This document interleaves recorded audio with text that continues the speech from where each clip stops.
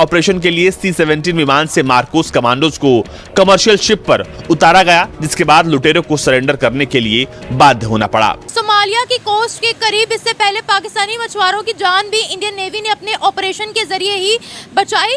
पौरी से Indian navy ने अपनी वारशिप को डिप्लॉय कर दिया था इंडियन रीजन के अंदर। 1400 समुद्री मील दूर एक कॉमर्शियल मालवाहक जहाज पर सवार 35 सोमाली समुद्री लुटेरों को नौसेना ने सरेंडर करने के लिए मजबूर कर दिया। तकरीबन 14 लाख की फौज है, लेकिन 8 लाख जो है वो एक्टिव मिलिट्री के लोग हैं।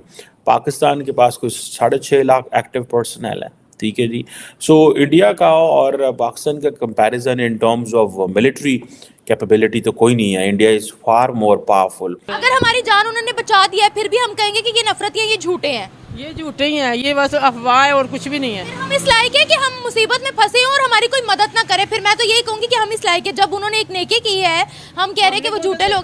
भारत की जो अब ये नई हिकमत अमली है कि पाकिस्तान उनके बकौल भारत के लिए बिल्कुल मैटर नहीं करता। तजारत के साथ पाकिस्तान का बहुत फायदा है। ठीक। इंडिया को फर्क नहीं ज्यादा पड़ता, वो इतनी दुनिया में तजारत कर रहा है कि वो आप करें या ना करें, उन्होंने कहना चाका ही कोई नहीं। पिछले 75-76 सालों के अंदर वो मुल्क अपनी डिप्लोमेसी करता करता कहाँ चला गया, और हम दुश्मनी करते, और हम अभी दुश्मनी करते करते यार ये काफर की प्रोडक्ट है, ये इंडिया की प्रोडक्ट है, ये इसराइल की प्रोडक्ट है।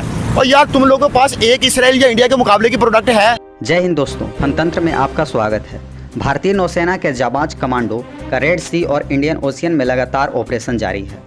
इन कमांडो को C-17 ग्लोब मास्टर विमान से रेड सी और इंडियन ओशियन में एयर ड्रॉप कराया जा रहा है, ताकि वह रेड सी के थ्रू हो रहे ट्रेड को सोमालिया के डाकुओं से रक्षा कर सके। इन दिनों रेड सी में सोमालियन पायरेट्स का आतंक कुछ ज़्यादा ही बढ़ा हुआ है। सोमालियन पायरेट्स कार्गो शिप को बंदी बनाकर उनसे मनमानी वसूली करते हैं, जिससे समुद्री मार्गों से होने वाला ट्रेड बाधित होता है। कुछ दिन पहले ही सोमालियन पायरेट्स के द्वारा एक जहाज को रेड सी में हाईजैक कर लिया गया था।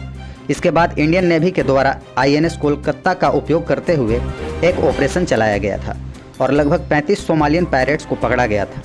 भारत नहीं चाहता कि इस रूट से होने वाले व्यापार पर कोई बाधा उत्पन्न हो। रेड सी में मार्कोप्स कमांडो के बहादुरी को देख पूरी दुनिया सलाम कर रही है। साथ ही पाक मीडिया यह चर्चा कर रही है कि भारत के मार्कोप्स कमांडो दुनिया के खतरनाक कमांडो में से एक है। साथ ही हमें भारत से यह सीखना चाहिए कि दूसरों देशों के जहाज़ों को इंडियन ओशियन में भारत कैसे सुरक्षा कर रही है। तो चलिए देखते हैं कि पाक मीडिया मार्कोप्स कमांडो के बारे में और क्या कह रही है। सोमालिया की कोस्ट के करीब इससे पहले पाकिस्तानी मछुआरों की जान भी इंडियन नेवी ने अपने ऑपरेशन के जरिए ही बचाई। पौरी से इंडियन नेवी ने अपनी वारशिप को डिप्लॉय कर दिया था इंडियन रीजन के अंदर और बांग्लादेशियों की जान बचा ली गई थी। बांग्लादेश इस वक्त भारत को शुक्रिया अदा कर रहा है। आए बढ़ते हैं अवाम की जानिब, उन्हें इस खबर के बारे में बताते हैं। इंडियन नेवी की एक्टिविटी, जितना इंडियन नेवी एक्टिव है इस वक्त इंडियन ओशन के अंदर, क्या कहती है पाकिस्तानी अवाम इस बारे में। पिछले दफ़ा जब इंडियन नेवी ने जान बचाई थी हमारे मछुआरों की, तो एक थैंक यू तक नहीं बोला गया था। अब इंडियन नेवी बहुत से ममालिक की जान बचा रही है, बड़ी एक्टिव नजर आ रही है। उन्होंने जान बचा दी है बांग्लादेशियों की, अभी भी ड्रामा कर रहे हैं क्या? वो ये ड्रामा है किसी की जान बचाना? ड्रामा करते हैं, उनके बड़े फरेब हैं। कैसे? जैसे इन्होंने ये क्या क्या बताया, मोदी ने क्या किया था, ये क्या किया? बहुत कुछ किया। अब मेरे से नहीं बताया जाता। बताए तो सही, एक आधा वाक्य ही बता दे। क्या बताओ, उन्होंने क्या बात करके मुकर जाते हैं। वो हर कुछ करते हैं, लेकिन हमला करते हैं, सारा कुछ इस कश्मीरियों को मारा, क्या कुछ किया। कश्मीरियों को तो वो आगे पहुंचा रहे हैं। नहीं पहुंचा रहे, वो खत्म आगे निकल गया कश्मीर। खत्म कर रहे हैं, खत्म कर रहे हैं सारा कुछ। खत्म किया, कितने मुसलमानों को वहाँ पर खत्म किया? कितनी आबादी कम हुई है वहाँ मुसलमानों की? बहुत ज्यादा कम हुई है। ये तो से ट्रिपल हो गई है। फरेब हो रहा है सारा कुछ। कौन सा फरेब? ये जो फरेब कर रहे हैं ना, कुछ बताते हैं करते कुछ हैं। इनके बांग्लादेश निकलना चाहिए, कभी इतबार नहीं करना, कभी इतबार नहीं करना। अगर हमारी जान उन्होंने बचा दिया है, फिर भी हम कहेंगे कि ये नफरत है, ये झूठे हैं। ये झूठे ही हैं, ये बस अफवाह है और कुछ भी नहीं है। हम इस लायक है कि हम मुसीबत में फंसे और हमारी कोई मदद ना करे। फिर मैं तो यही कहूंगी कि हम इस लायक है। जब उन्होंने एक नेकी की है, हम कह रहे हैं कि वो झूठे लोग। नेकी की है, हमने देखा, ये अफवाहें हैं। ये डाटा है, हमारे मछुआरे वापस आए थे, उन्होंने बचाया था, यरगमाल बना लिया था हमारे मछुआरों को। बनाया होगा, लेकिन मुझे नहीं यकीन। अब जो बांग्लादेशियों की उन्होंने जान बचाई है, इस बारे में आप क्या कहेंगी? मेहरबानी अगर बचाई है तो, लेकिन इनमें भी उनका कुछ होगा। क्या होगा ये तो बता दे। इसके पीछे भी उनकी चाल है। उनकी चाल है, बिल्कुल ऐसे नहीं। साजिशी लोग हैं वो, बहुत ज्यादा। ये शुरू से साजिश ही करते हैं। क्या साजिश क्या है ये बताएं। थोड़ा कुछ किया पाकिस्तान जब बना उन्होंने क्या कुछ किया, क्या किया? ने लोगों को मारा, अब भी मारे हैं, बच्चे को अगवा कर लेते हैं, फिर वो उनको क्या क्या कैद, मेरे चचा खुद कैद हुए थे।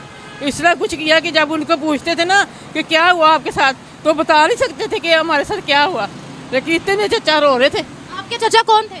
मेरे चचा मोहम्मद अली थे। वो कहाँ कैद थे? वो इधर इंडिया वालों ने किया था, जब पाकिस्तान और इंडिया ने जंग छिड़ी थी ना, तो ऐसा कुछ किया था कि खाने को वो क्या देते थे कि मैं बयान भी नहीं कर सकती।